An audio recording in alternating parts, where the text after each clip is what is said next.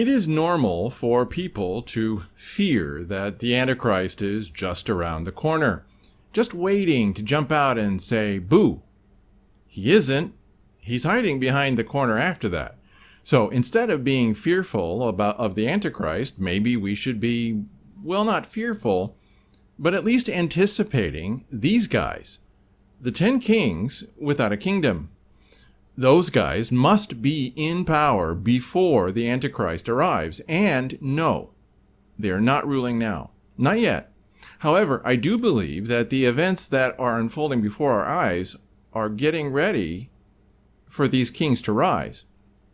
And then there is deception in the KJV, the King James Version, and a personal opinion from Martin Armstrong. Welcome to the Shotcast. I'm John Little, recording on a damp evening in southern Taiwan on Saturday, August 15th, 2020. Before going on, hit like, subscribe, and that little bell. It helps, really. Also, subscribe to the Shock Letter and receive my articles in your inbox for free at theshockletter.com. You can also find my posts on Facebook and Twitter. I have 2 books that you can read for free. They're called When Jacob Returns and Ezekiel's Fire. You can find links for all of that below. Oh, and your prayers. Please, keep praying for this ministry. I really need God's direction every day to say and write what needs to be said and written. Now, let's get back to today's topic. The rise of the 10 kings and more. The next time that someone tells you that such and so is the Antichrist, or that the Antichrist is just ready to rule the world, or just about, ask him or her this question: where are the 10 kings? You will not see the Antichrist until you see the 10 kings first. Here's what Revelation says about that. Quote, "Thus he said, the 4th beast shall be a 4th kingdom on earth, which shall be different from all other kingdoms, and shall devour the whole earth, trample it, and break it in pieces. The 10 horns are 10 kings, who shall arise from this kingdom, and another shall rise after them. He shall be different from the first ones, and shall subdue 3 kings. He shall speak pompous words against the Most High, shall persecute the saints of the Most High, and shall intend to change times and law. Then the saints shall be given into his hand for a time and times and half a time." Close quote. Daniel 7, verses 23 to 25, New King James Version. So, 10 kings rise, and then this other, very different king rises afterwards. This 11th king causes 3 of the 10 kings to fall, and this 11th king is the Antichrist. Of course, I am grabbing those 3 verses out of Daniel 7. You should read all of that chapter yourself. Now, the book of Revelation has something also to say about these 10 kings. Here it is, quote, "The 10 horns that you saw are 10 kings who have not yet received a kingdom, but will receive ruling authority as kings with the beast for 1 hour. These kings have a single intent, and they will give their power and authority to the beast. They will make war with the Lamb, but the Lamb will conquer them, because he is Lord of lords and King of kings. And those accompanying the Lamb are the called, chosen, and faithful. For God has put into their minds to carry out his purpose by making a decision to give their royal power to the beast until the words of God are fulfilled." Close quote. Revelation 17, verses 12 to 14, the New English Translation. These kings do not have kingdoms, at least not like we think of kingdoms. They are rulers that do not rule a specific nationality or geographic area. But they still have the authority of kings, meaning if they tell you to do something, you got to do it. And they give their power to the Antichrist, which means that they had power before the Antichrist asked for it. Remember that the issue here is timing. The 10 kings come before the man of fierce countenance. And the fact that these 10 kings give their power to the Antichrist doesn't need to actually be logical. Why? because God makes them give their power to the Antichrist. Here's what Revelation says again about these 10 kings, verse 17. For God has put into their minds to carry out his purpose by making a decision to give their royal power to the beast until the words of God are fulfilled. Again, Revelation 17:17, the New English Translation. Kings, even without kingdoms, are greedy for power. They never give up an ounce of it while they still hold it. That's why, throughout history, it is rare for a king to give up power to his heir, the one who comes after him, until the last possible moment. King David is one of the few kings to ever step aside and give his son the throne.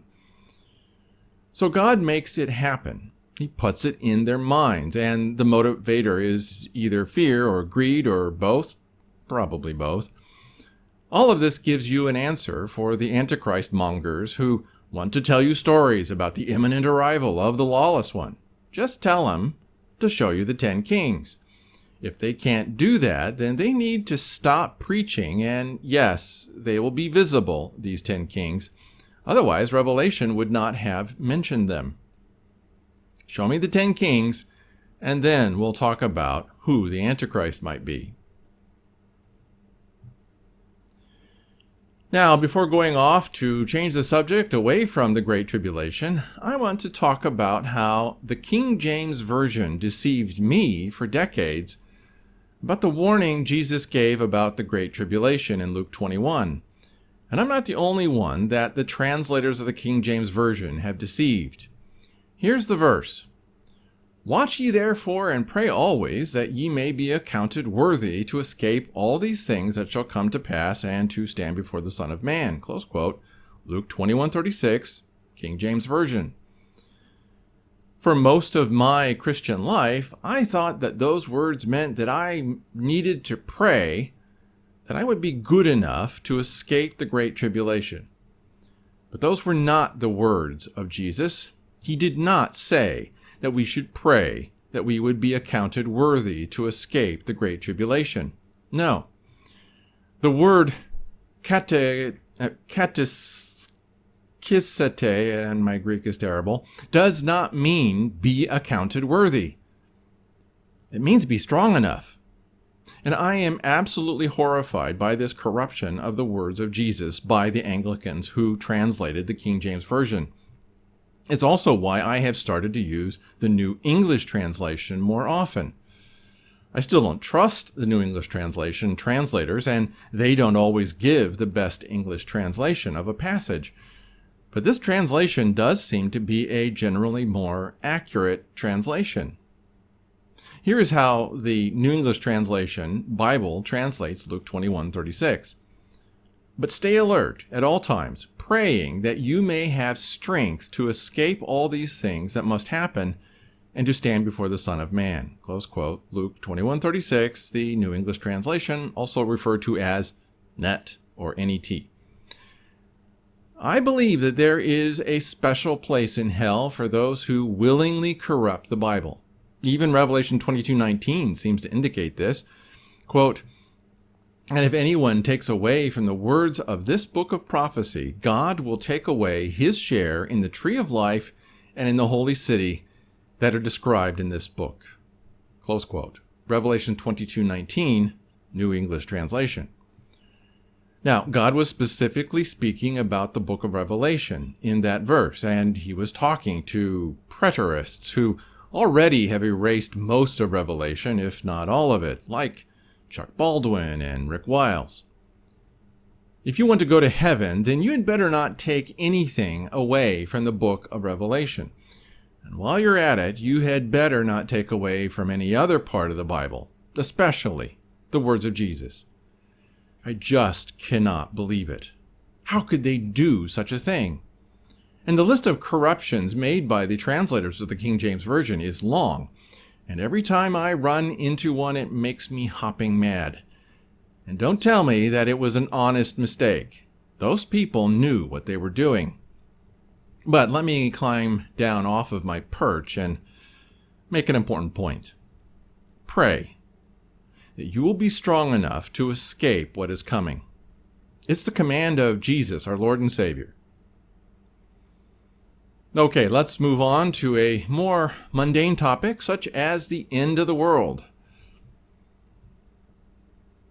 I have been talking about Martin Armstrong for 6 years, and I've known about him since the mid-90s when I was in finance. And his track record is astonishing. In fact, someone recently left a message on an article that I wrote in 2014 that predicted what we were going to see and are seeing today. This is the article titled "The Rise of the Antichrist Begins in 2020?" And you can find it on omegashock.com. Just do a search. Martin didn't say the word Antichrist.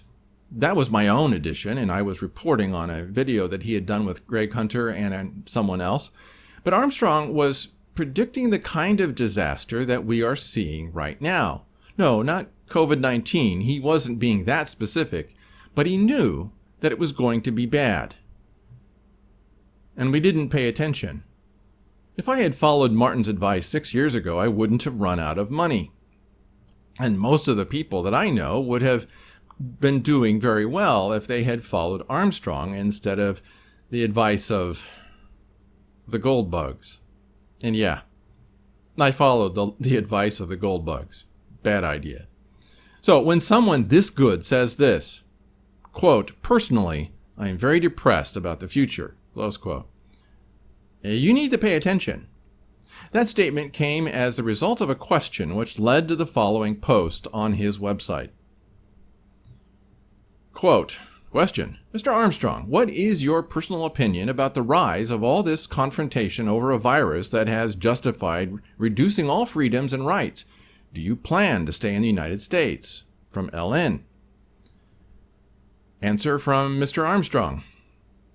Personally, I am very depressed about the future. This is all choreographed from 2018. This is the merger of the dreams of George Soros and his one world government and Bill Gates, who wants to control everyone with digital IDs, eliminate cash, and reduce the population with his fourth economic revolution based on technological control. These have been merged with Klaus Schwab's World Economic Forum, which is the typical academic idea that they can change the economy and redesign it like Marx when they have no idea how it actually functions. They assume we can be made economic slaves for the betterment of their ideal world. This idea of a one world government will eliminate war, and the idea of it is absurd. The differences between ethnic cultures will prevent their very theory from ever working.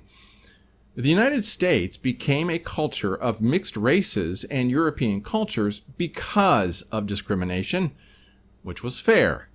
The last one off the boat was looked down on until they were assimilated and spoke English. Once that took place, then we saw Germans marrying Italians, or in my case, Germans marrying Scots,